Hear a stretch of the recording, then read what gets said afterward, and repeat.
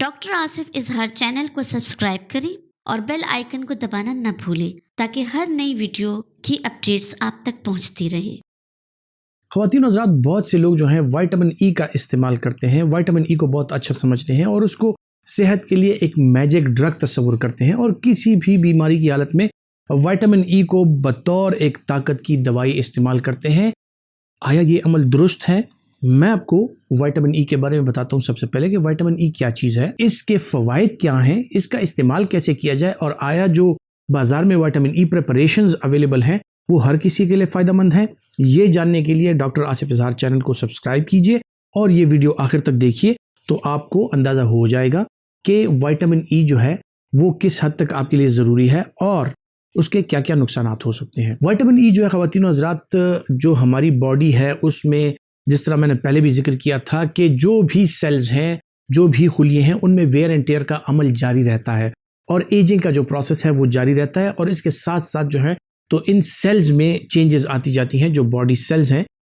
वो अपनी शक्ल तब्दील करते रहते हैं और इंसान बुढ़ापे की तरफ भी जाता है और डिक्लाइन की तरफ, और सेल्स जो है वो डीजेनरेशन की तरफ जाते हैं। अब इस प्रोसेस के दौरान जो एक अमल होता है उसको कम करने के लिए एंटीऑक्सीडेंट्स चाहिए होती हैं। सो अल्लाह ताला ने उसका वाफिर इंतज़ाम किया हुआ है और ये एंटीऑक्सीडेंट्स हमारी बॉडी में एक बैलेंस के मुताबिक अवेलेबल हैं जो विटामिन ई की शक्ल में है। विटामिन ई एक एंटीऑक्सीडेंट के तौर पे काम करता है और जो हमारे बॉडी में रिपेयर हो रही है, जो सेल्स डिवाइड हो रहे हैं और जिन सेल्स की डेथ हो रही है, उन सब का एक जो सर्कल है जो जारी है उसमें विटामिन ई का बहुत अहम किरदार है। अब विटामिन ई आपको किन चीज़ों में मिलता है? विटामिन ई सबसे ज़्यादा रिच मिकदार में आपको जो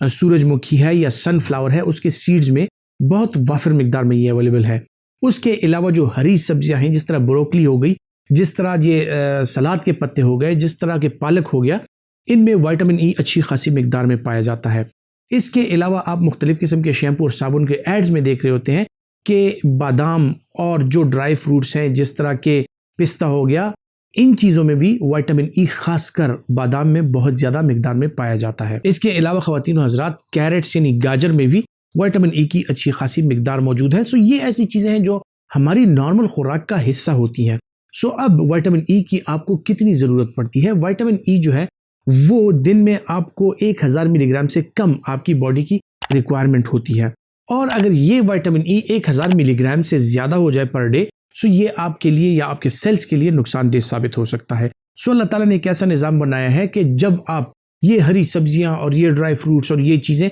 जिनका मैंने जिक्र किया, जब आप इनका इस्तेमाल करते हैं नॉर्मली भी अपनी खुराक में, सो आपको नॉर्मल सेहत के लिए आपका विटामिन ई कभी कम नहीं होगा। जब कभी बॉडी पे कोई स्ट्रेसफुल कंडीशन आती है, कि सर्जरी होती है या खुदा न खास्ता कोई ऐसी दायमी बीमारी है जो आपकी बॉडी में ज़्यादा अरसे तक रहे, आपको उसके लिए लंबे अरसे के लिए दवाइयों का इस्तेमाल करना पड़े, या कोई खुदा न खास्ता कैंसर या इस तरह की और कोई बीमारी है जिसके लिए आपको कीमोथेरेपी करानी पड़ जाए, सो उसके लिए आपको ज़्यादा एंटीऑक्सीडेंट और विटामिन ई के ज़्यादा डोज की ज़रूरत होती है। सो उसके लिए जो है तो आप बाज़ार में जो विटामिन ई अवेलेबल हैं, जो कैप्सूल फॉर्म में अवेलेबल हैं, वो मुख्तलिफ प्रिपरेशंस की सूरत में आपका डॉक्टर आपको तजवीज़ कर सकता है। लेकिन एक नॉर्मल बंदा अगर विटामिन ई कैप्सूल्स का इस्तेमाल करे, सो इससे उसको क्या नुकसान हो सकते हैं? इससे जो है, जो प्लेन विटामिन ई है, आप अगर लिटरेचर को सर्च करें, विटामिन ई आप अलोन यानी अकेले उसको नहीं ले सकते। सो अगर एक नॉर्मल बंदा सिर्फ ताकत की दवाई के तौर पे सिर्फ विटामिन ई का इस्तेमाल करता है, 400 मिलीग्राम या 600 मिलीग्राम के जो कैप्सूल्स अवेलेबल हैं, सो वो उसके लिए नुकसानदेह भी साबित हो सकता है, क्योंकि इससे जो आपके थाई के मसल्स हैं यानी आपकी पिंडलियों के जो मसल्स हैं वो कमज़ोर हो सकते हैं, उनमें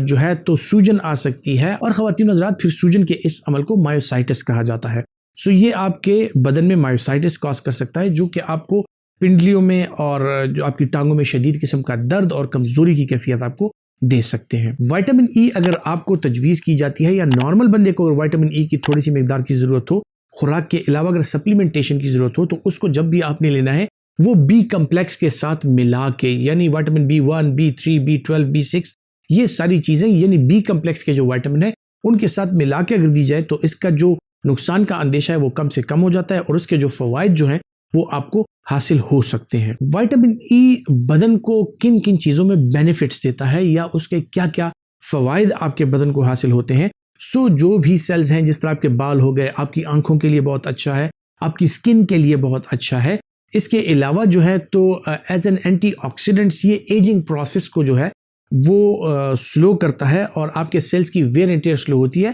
आप ज़्यादा अरसे तक जवान रहते हैं और आप फ्रेश रहते हैं। सो विटामिन ई का अगर जुडिशल और रैशनल यूज़ किया जाए सो ये आपके लिए फ़ायदेमंद साबित ज़रूर हो सकता है। बाज़ार में जो प्रिपरेशंस अवेलेबल हैं वो 200 मिलीग्राम पहले आती थी, अब नहीं होती। 400 मिलीग्राम और 600 मिलीग्राम के कैप्सूल जो हैं वो अवेलेबल हैं, जो आपकी बीमारी के लिहाज से या आपकी जो हेल्थ कंडीशन है उसके लिहाज से डॉक्टर दिन में 1 या 2 दफ़ा तजवीज़ कर सकता है। और जो एज एन एंटीऑक्सीडेंट जिन बीमारियों में हम इसका इलाज कराते हैं वो वाली बीमारियां होती हैं जो कि क्रॉनिक डिजीज होती हैं और जो एक लंबे अरसे तक इंसान को बीमार रखती हैं, जिस तरह की रूमेटॉइड आर्थराइटिस हो गया, जिस तरह के खुदा न खास्ता कैंसर के अगर कोई मरीज़ हैं उन लोगों में, या ऐसी बीमारी जो ज़्यादा अरसा रहकर आपके बदन को इंतहाई लागर और कमज़ोर कर दे। सो उन बीमारियों में विटामिन ई का इस्तेमाल कराया जा सकता है बतौर एक एंटीऑक्सीडेंट और विटामिन बी कम्प्लेक्स के साथ मिलाकर बतौर एक बी कम्प्लेक्स और बतौर एक मल्टी विटामिन के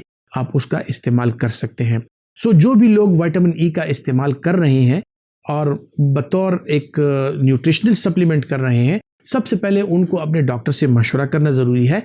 कि आया उनकी सेहत जो है वो इस काबिल है कि ये न्यूट्रिशनल सप्लीमेंट के तौर पे इस्तेमाल की जाए, या कि अगर उनकी सेहत अच्छी है और उनकी सिर्फ खुराक से ही उनको विटामिन ई की अच्छी खासी मिकदार मिल रही है तो फिर इनको एज अ सप्लीमेंट इसको लेने की ज़रूरत नहीं है। आप जब भी किसी दवाई का इस्तेमाल करें सो अपने डॉक्टर के मशवरे के मुताबिक इसका इस्तेमाल करें और सेल्फ मेडिकेशन ना करें, क्योंकि बज़ाहिर एक ख़तरनाक ना आने वाली चीज़ भी जो नॉर्मल यूज़ में लोग इस्तेमाल कर रहे हैं आजकल, वो भी आपके लिए ख़तरनाक साबित हो सकती है। उम्मीद करता हूँ कि इन बातों पर अमल करके आप एक अच्छी और सेहतमंद ज़िंदगी गुजारेंगे। चैनल को सब्सक्राइब ज़रूर कीजिए, ये वीडियो ज़्यादा से ज़्यादा लोगों को पहुँचाएँ और अपना बहुत सा ख्याल रखिए। अल्लाह हाफ़िज़।